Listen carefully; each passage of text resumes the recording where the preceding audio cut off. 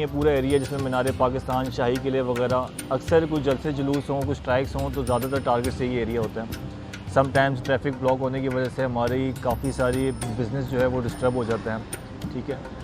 अब मेन चीज़ है कि जब बिज़नेस डिस्टर्ब होता है तो हमारी सारी लेबर डिस्टर्ब हो जाती है। यहाँ पे मोस्टली एलिट क्लास भी आती हैं, मिडिल क्लास भी आती हैं, ठीक है, लेकिन मोस्टली जलसे जुलूस में वो टेबल्स आती हैं जिनसे हमें एक बड़ा अच्छा बिज़नेस नहीं मिल सकता, ठीक है। हमें उनके मुताबिक उनको मेन्यू देना पड़ता है।